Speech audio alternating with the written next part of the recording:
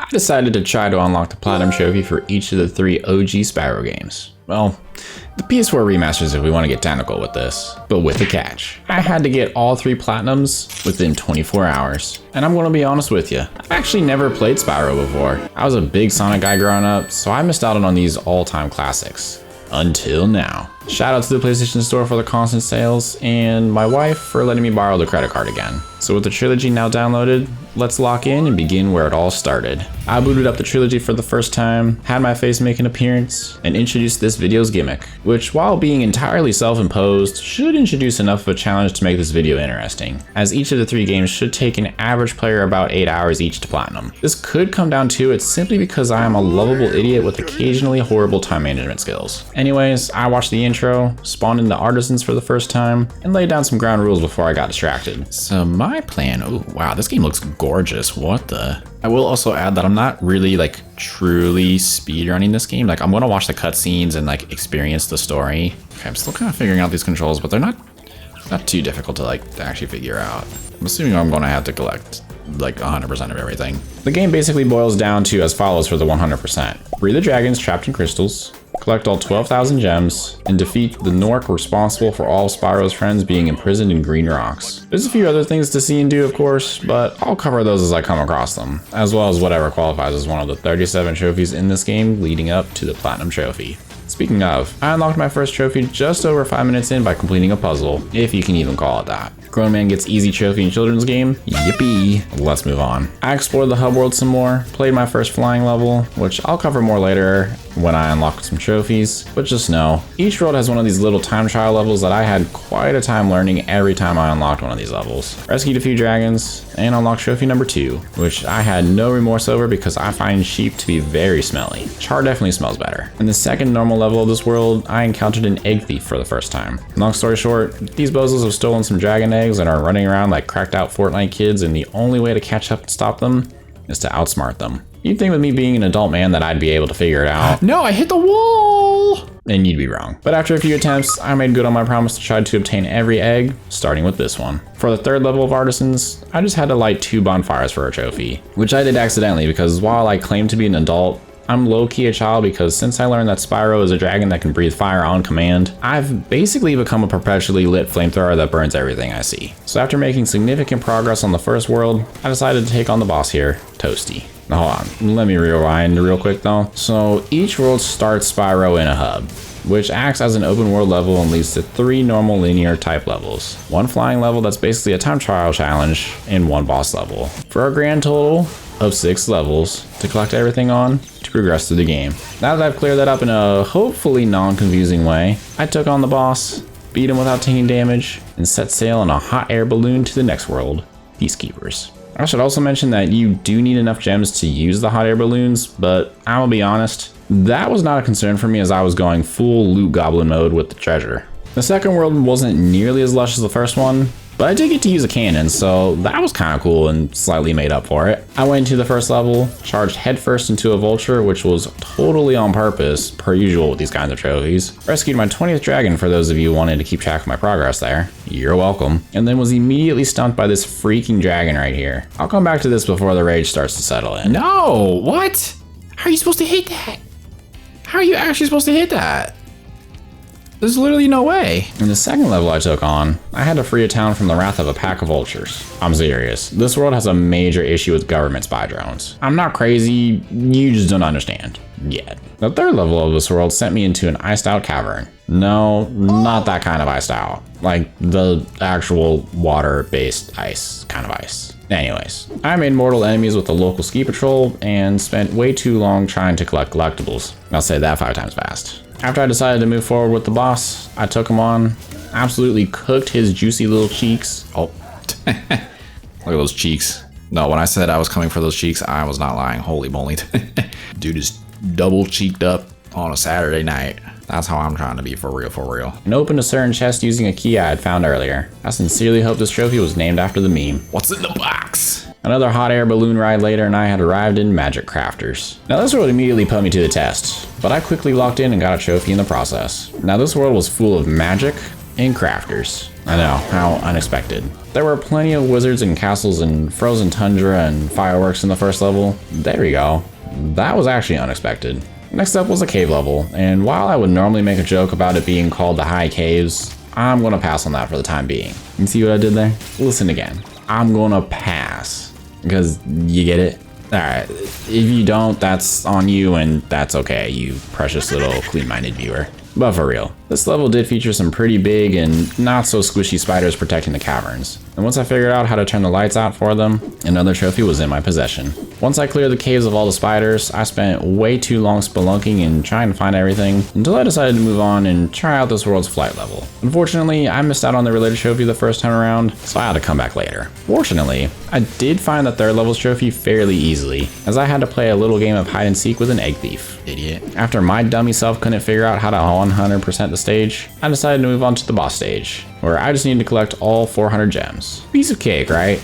Yes, actually, it was. Why are you expecting the game to suddenly get difficult for me? Or do you wish that upon me for your own viewing pleasure, you little sicko? The next world up was Beastmakers, which definitely was the hardest hub world to progress through. Okay, the enemies are actually getting tougher now, so that's great. Plus, in this world, I'd expect to see Shrek, so I better toughen up. I therefore charged to the first level, only to miss the trophy there. Luckily for me, the flying level took approximately 5 minutes to complete. For those of you that don't know, it should have only taken me a minute exactly, but we'll move past that. I stampeded through the next story level and did perhaps what may be one of the greatest things I've ever done in a game.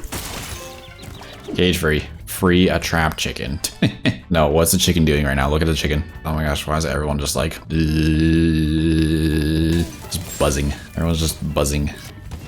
Spyro, please make the jump, brother. Okay, so I may have overhyped that one up a little bit, but you should know that I need to make this video a little more dramatic somehow, right? Well, speaking of drama, the third stage of this world was a major stumper, and not just because it involves trees. It had multiple areas that I just could not figure out how to get to, as most of the platforms on this stage are just straight up islands that you need to launch yourself over to using charge ramps. I kid you not, I was so frustrated that when I got an invite to play Fortnite with some family members, I just had to give up on the Spyro grind for the night and get on that Victory Royale grind.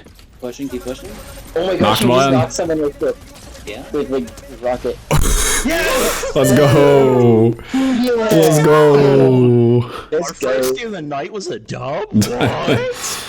Talk about epic gaming. Okay, but for real, this world can step on a Lego solely because of the treetops level. And for having another boss that has a funny name if you have the humor of a middle schooler. Metalhead. Easy boss though, no sweat. So on to Dreamweavers, where I got an early taste of the enemies that inhabit this world. I once again subjected myself to the flying level of this world for way longer than I'd like to admit, and then I redeemed myself by hitting a strike on the next level. And just know that the dreamy floating castles of this world that, while they provided an excellent backdrop to the second stage, I don't really care to talk about it right now as I couldn't figure out the trophy or the collectibles on this stage the first time around. The third stage, however, featured plenty of evil puppies that I needed to kick around. Trust me, I get that evil puppies does sound counterintuitive, but again, just trust me, bro. Source, me. And with the caves of the third level fully explored, it was time to take on Jacques. Feels like such a normal name for a boss in a mythical realm, but I digress. Per usual, I spent far too long exploring the level around the boss in search of dragons and gems, just to make short work of Jacques and hop on over to the final world, Nasty's world. That's right, it's time to track down the guy that turned all Spyro's friends and neighbors into pointy objects. Fortunately, the levels in this world were much shorter than expected, and since I missed every trophy here initially, I'll skip the details for now and just let you know that I beat Nasty so quickly that I proved myself to be an epic Fortnite gamer. Wait, sorry, still stuck on that Victory Royale from earlier. I proved myself to be an epic Spyro gamer. There, that's better. Alrighty, so now it was cleanup time. Time to go back to every stage and find the 2 gems that I forgot on each initial playthrough. Oh boy, how exciting. Luckily, I can work some YouTube magic and speed up the process. Just know that it was at this point that I realized I had missed the flight level of the desert world entirely. Don't know how that happened, but I made sure to rectify my mistake. Okay, now I can fast forward through me stubbornly refusing to use a guide, even though I'll pick one up in a few minutes. Oh, and here's me getting stuck and trying to figure out how to reach one singular enemy to defeat. Man, how are you supposed to get in there? There's nowhere to go. Oh my god. No! God dang it! I don't like to say it, but come on, man. Oh no, I'm never gonna figure it out again, am I? Oh, this is upsetting. This is probably the most upsetting thing I've done in this game. I'm losing brain cells. Rapidly. Why is it the one time that I did figure it out, I absolutely... Oh my god. You. I'm out of here, dude. Oh, I'm over this. I gotta do treetops again, dude. Treetops is the worst. I really don't want to do treetops again. And all of a sudden, I was back at treetops, trying to figure out how to collect everything. This is where I looked up a hint, because there was no way I was gonna figure this one out myself. I know I'm smart, but I'm not that smart. I have an art degree, you know. After that, I cleaned up the level surrounding Metalhead. Then I completed a challenge on Jacques' level. And to really finalize my in-game 100%, I made Nasty run a few laps. You know, to celebrate me unlocking his loot and stealing it. But is it really stealing if you probably stole it from Spyro's people? We can debate that one later. Not like Spyro's going to use the gems as currency since his entire village has been turned into crystals. No capitalism with no customers walking around. While I was contemplating that, I took care of 3 flight level related trophies, 2 of them for finding all the fairies on each of the 2 levels, and 1 more for getting fancy. I then returned to Beastmakers and ate the glowing mushrooms. Just kidding, never do that. Light those suckers on fire. This is not professional advice, so don't mess with mushrooms. Anyways, I entered the first level with Beastmakers to give Shrek a wake-up call using some fireworks that I found lying around. Next up was my return to the second level of Dreamweavers, where I can now talk about how ghosts wearing knightly armor were scattered all over, and I needed to do something about them. Tough luck for me, as they could only be defeated if Spyro received a fairy's fiery kiss that strengthened his flame power. By design, a few fairies were hanging out around the map, and I was able to finally complete this trophy in one go at it. And to wrap up Spyro 1, all I had left were 2 trophies in Nasty's world. One for destroying 6 gears, without dying might I add, because that part really tripped me up, and the second one for completing the first story level of this world without stomping on any rats. In this house, we watch out for Master Splinter. And just like that, Spyro the Dragon was officially complete. The Platinum Trophy stops the timer with 16 hours, 7 minutes, and 12 seconds remaining, which in theory is just enough time, but considering how much aimless running around I did just in the first game, what's gonna happen when the newer games introduce some crazy fresh mechanics that I wasn't expecting? Well, let's find out. Spyro 2 Ripto's Rage picks up right where the first game left off, with Spyro deciding to take a deserved vacation from saving the world and stuff. And that's when the narrative immediately starts to pick up and the first big difference between the first game and this one is made known. You see, the first game really focused on fun yet super solid gameplay and beautiful new worlds to tell the story. This game goes all in on dialogue and character development, which checks out given the implied increased budget based on the success of the first game. Spyro and myself were quickly introduced to Elora and her team of ragtag bipedal mammals, as well as this game's namesake, Ripto. The short thing. I'm gonna be honest, I had no clue what was going on at this point. But regardless, I collected my first handful of orbs, this game's main collectible besides the gems of course, and completed a little platforming challenge provided by Hunter, one of Elora's closest comrades. Once the hub world was cleared for the time being, I went to the first stage and lit some lamps. Remember, it's the start of a new game technically, so gotta nail the basics here. I ran around the next stage, and while I didn't unlock any trophies here, I did start to realize how much more developed the levels are in this game compared to the first game. There's more to see and do, there already seems to be more verticality to these levels, characters are much more vibrant and fleshed out, paths branch out to their own little corners of the stage and have their own unique objectives. It was pretty cool, but I could already see myself start to lose track of time, which I will not have the luxury of moving forward. So I pressed on. Unlocked the ability to swim and dive, which is a whole new mechanic not present in the first game, completed a flying level, and completed a level that was mostly underwater. I did unlock a trophy here for fighting sharks, which I would not recommend for any of you wannabe Steve Irwins out there. I went on to the next level where I saved a bunch of brothers from some goats and a yeti. I also played what perhaps might already be the peak of this game. Oh my goodness, I think I'm actually about to play a hockey game. Oh, I know that it's a peaceful and calming sport, trust me. I'm a professional. 5 goals? Alright, well, let's see. Oh, look at this. Incredible. I guess that's also a big goal. Hold on. Let me find the opening. Get an easy goal. Hit him with a hoo. Oh, he actually made the save. How? But how? Oh my goodness, you just go far side. Simple as that. Alright, watch this. Easy. I don't know if that's legal, but I'm not complaining because I won, obviously, you know. Incredible. Now they're just playing. Love that for them. Well, that was something. After 100%ing that level, I goofed my way to 100%ing another level, but I had to plan my return for a later time to get a missed trophy. If I have to complete a certain sequence in this level again, you'll see me freak out later, I'm sure of it. Anyways, the next level saw me rescuing some sweet little baby Ninja Turtles that led to another trophy being missed, but hey, that's okay.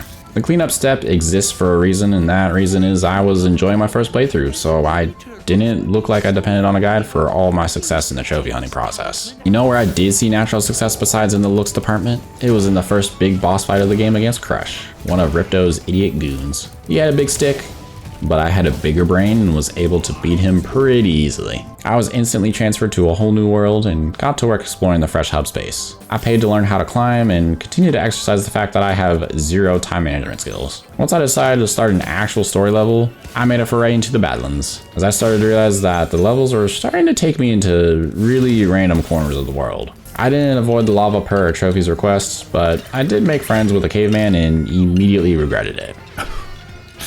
No. No, are you kidding? He came back so he could floss and disco? Oh no. Oh no. No. I did not bring you back from the dead so you could floss and disco. To cool off from the molten magma, I went to a glacier next, won a few snowball fights due to me having a flamethrower for a mouth, and stopped some bugs from spontaneously multiplying just like how rabbits do. Next up was this world's flight level, which may have been the easiest. To contrast this level, the next one made me go boots on the ground and fight off an army of Tweety birds using cannons. It was pretty sick. Oh yeah, and Civilian had me herd some weird alien sheep cow things, all in the name of 100%ing the game. Speaking of 100%ing the game, the next trophy involved collecting 50 gears for some friendly bird soldiers fighting off evil blobs. Except the gimmick was that I needed to use a minecart on a track to collect them all, without dying. You can probably guess how that went. What? I did the same thing that I just did. I don't learn. Oh, I probably have to hit that thing. I get it now. Okay, hold on. Let me cook.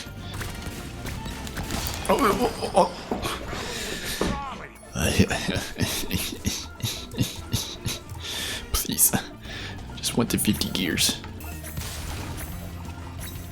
Is that it? Oh, thank God.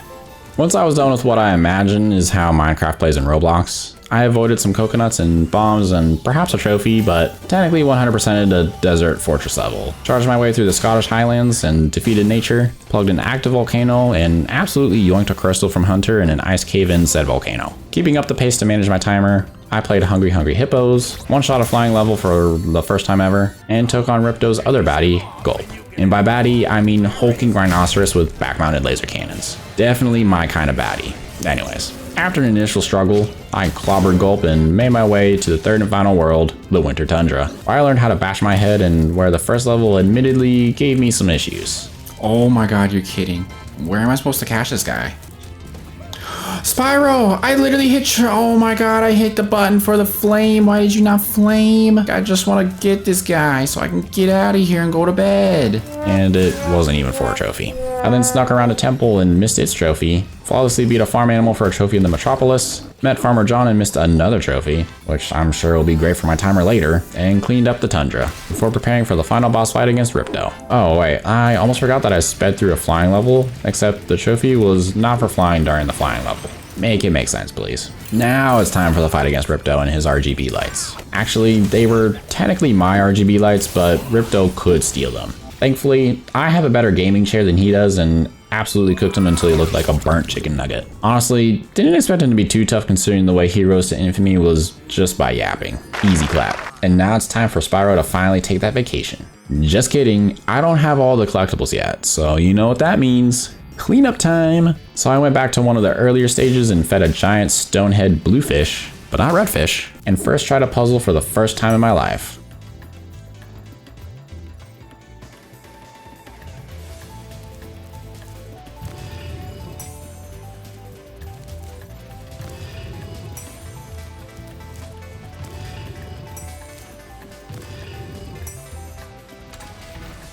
There's no way I did that right first try.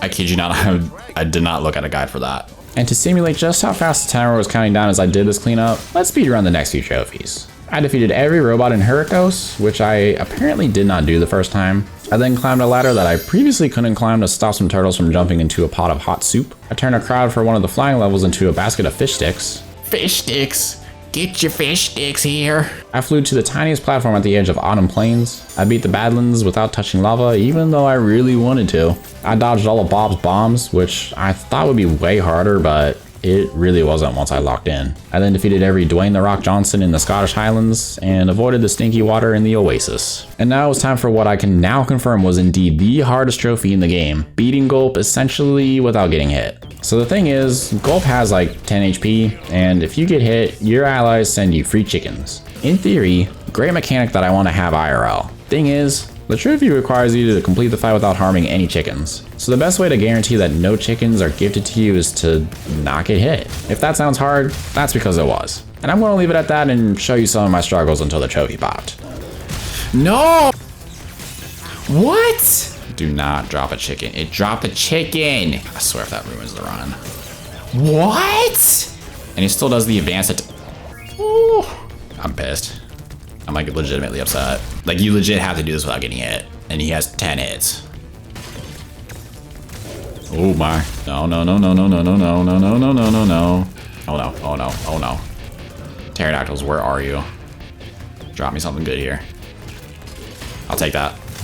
I'll take that. Okay, back to speedrunning some trophies. Blow up snowmobiles. Blow up government spy drones. Blow up King Julian. Don't blow up any sheep though. Blow up robo-bees. Finally gain access to Dragon Shores, the final area of the game that has an entrance fee, only to realize that there's another door within that requires true 100% completion. That means I had to collect every gem and orb in this game. And I know I haven't mentioned them a whole bunch because it's basically the same formula as the first game with the gems scattered throughout every level, and the orbs operating in place of the dragon statues in the first Spyro. But do know that I was grinding them out as I played each level, for the most part. Anything that was left required a guide for me to find. Look, I like to think I'm a pretty intelligent guy. There's a few things that I don't have the mental capacity for. Finding odd collectibles in random nooks and stages that I've otherwise beaten is one of those things that I just don't want to deal with, especially with the time crunch. But it all worked out, as I located all 10,000 gems and all 64 orbs, just enough to open the final locked door of the second game of this trilogy, unlocking the permanent Super Flame. Perfect timing now that the Platinum Trophy has been unlocked, and I won't be touching this game again anytime soon. And not because it's a bad game, not by any means at all. It's an even more fleshed out addition to the first game and manages to successfully add new powers and narrative to the winning formula of the first game. It's an objectively great game. I just have 7.5 hours left in my little challenge here, and I need to platinum the third and final game of this amazing trilogy. Ah yes, Spyro 3, Year of the Dragon. And how appropriate is this title as the actual Year of the Dragon comes to a close. Chúc mừng năm mới to my extended Vietnamese speaking family and friends. My baby is also a dragon baby, and I'm very happy that I get to celebrate that. And as we get closer and closer to the next Lunar New Year, here's a virtual red envelope. In it, you'll find a crisp thumbs up and a reminder to sub to the channel if you're enjoying the content and want to help me extend my content's reach. Anyways, Spyro 3 is a collectathon platformer that doesn't really deviate from the tried and true formula of the first two games. Except this game's story revolves around rescuing little baby dragons from an evil sorceress. This game also introduces a whole bunch of new playable characters, but I'll discuss that more as those sections come. First, I gotta take on the first story level, where I snag my first few bubbies and defeat a whole bunch of Rhinox, the main enemies of the game. There was also a skateboarding section where I spent way too much time living out my Tony Hawk fantasies. No way I wipe out on that. Are you kidding? Oh my god. There's no way we're starting like this, dude. After that, I rescued my first friend, Sheila the Kangaroo, who completed her own story level, where I had to flatten some colonizers and their houses, as well as collect gems hidden in chests. Back over to Spyro, where I learned how the Democrats control the weather and opened a locked treasure chest in another level. I then waltzed into my first flying level of the game, which actually presented me with two challenges. The first one being the typical fly around and destroy everything type of mission, and the second one being an actual race, like Spyro meets Mario Kart style race. It was kinda cool. I did my best Sonic impression and totally beat the race on my first try. Is there a chance? I don't think so. Dang, man. Tragic. Next up was the first underwater level of the game, everyone's favorite. Long story short, I had to blow up a lot of stuff here. And once I completed the main quest for all the levels in this hub world, I went on my first balloon flight of the game and took on my first boss, this little guy named Buzz. No Lightyear. He was something, I'll say that. What?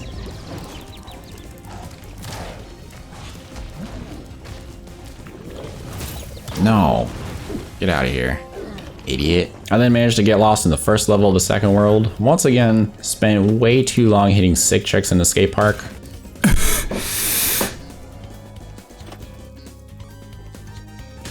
Oh. 1, 2. Got frustrated with an innocent little wolf puppy. Oh my god. Oh, now he's not even gonna stand on the thing, dude. Hey, dingus, please. Got jump scared by this nerd. Why is this guy in this game? And froze my tail off on the next level. Fortunately, cannons are excellent heat sources and everyone seemed to appreciate taking a cannonball to the face. And if there was anyone that didn't appreciate it, I made sure to give them an Olympic level figure skating performance that they had to appreciate. And if that didn't work, then perhaps another Sonic impression would do. Moving on. Spyro and Hunter started to befriend the sorceress's bumbling assistant, and I hit up the spooky Shrek Swamp, where I lit up enough candles to gain access to Sleepyhead, a wizard that was angry because I woke him up. I mean, if my name was Sleepyhead, I'm sure I'd be upset if someone woke me up and sent me to the Shadow Realm, but I don't gotta worry about that. Following that run-in, I decided to free Sergeant James Bird from captivity and complete his stage, where I needed to liberate his comrades and carefully open every treasure chest, using explosives. Next up was a flying level, and as a southerner, was my personal favorite, the Country Speedway. Even though the time attack and race each took me 2 tries, I enjoyed winning them and firing off some free fireworks. For the final level of this world, I needed to beat up some rhinos that were culturally appropriating the locals and break some bottles, but not in like a celebratory way or anything. I just wanted some gems. I know I'm kind of pumping out the trophies right now, but this game is the most optimized of the 3 included Spyro titles for doing just that. I think just about every level has something to do for a trophy. Some levels even having 2. Like the next boss stage in my journey. There was a trophy for taking the whirligig to the boss, and another for defeating the boss, appropriately named Spike. Side note, this fight was so quick and easy, I'd make a joke about it, but that would be more difficult than the fight itself. Moving on to Evening Lake World, I ran around the hub space until I found another prisoner, this one being a Yeti named Bentley. His freedom wasn't cheap, but it was well worth it. And you know why? 2 words, big stick. After that stupidly fun gameplay sequence, I did some cleanup around the hub world and played a level where I learned some Street Fighter mechanics, and traded my hot Cheeto breath for fresh mint breath, which is just as deadly apparently. I was then tasked with reuniting 2 annoyingly familiar faces and taking down twin dragons at the fireworks factory, which sounds a lot more fun than it actually was. I'm sticking to buying fireworks from those little stands off the side of the road from now on. On my way to said fireworks stand, I got lost trying to find sunken pirate treasure and missed out on a trophy, which is just becoming more and more frustrating as the timer really starts to close in on the 24-hour mark. Fortunately, the flying level provided an easy trophy for using a dozen speed boosts. Next up on my to-do list was rescuing a princess from an evil cat prince. But per usual with 2 young people that quickly started talking about marriage, they eloped and ran off into the sunset before anyone could stop them. I took out my frustration due to unheeded elderly wisdom on a giant and moved on. And by moving on, I mean, I took a NASA flight out of this world to go fight a giant bat named Scorch. He didn't stand a chance because I'm a gamer. Upon landing at the 4th and final world, Midnight Mountain, home of the sorceress, I was joined by her assistant that didn't realize how evil she actually was. Better late than never, I suppose. And I freed Agent 9, a space monkey that turns this game into a third-person shooter. Unexpected, but still fun. Turning back to Spyro-style gameplay, I defeated some big blue bears and immediately switched over to some Yeti gameplay, where I spent way too long suffering through a game of whack-a-mole. I am not at all embarrassed to admit that this took a few tries to successfully complete, which is probably why I'm nowhere close to completing this game before the timer runs out. I then went all Tomb Raider on the next level, missed out on another trophy, but did answer some riddles, and then completed yet another set of flying level challenges before heading off into the Wild West, where the most unfortunate thing happened. Alright, there it is. The timer has officially ended. That's G's freaking G's for me, dude. Holy. And while time did expire before I obtained the 3rd and final platinum trophy of the Spyro Trilogy, I decided to press on and see how much longer it would take to 100% this great game. So continuing on in the western streets of an unknown town, I cleaned up the area in an on-the-rails shooter type of section and flawlessly hit a trick shot. And with the final story level being almost entirely completed, I cut my losses and challenged the sorceress to one final boss fight. Honestly, this fight was nothing special compared to the other bosses in the game, and the witch was turned into fried alligator bites by the end of it. And with 29 out of 41 trophies unlocked for this game, it was time for the final cleanup of the trilogy. Now, there were only about 20 or so more eggs and a few thousand gems to clean up, but apparently that didn't matter for the platinum. I just needed a few more random trophies, starting with one for gliding for more than 5 seconds at Cloud Spires. I was then introduced to Sparks' own stages. That's right, The little dragonfly that's basically Spyro's health bar finally got his own stages that play like Dead Ops Arcade and Call of Duty, aka is a top-down shooter. Technically, you gain access to one of Sparks' levels per world after defeating that world's boss, but I didn't even know they existed until now since I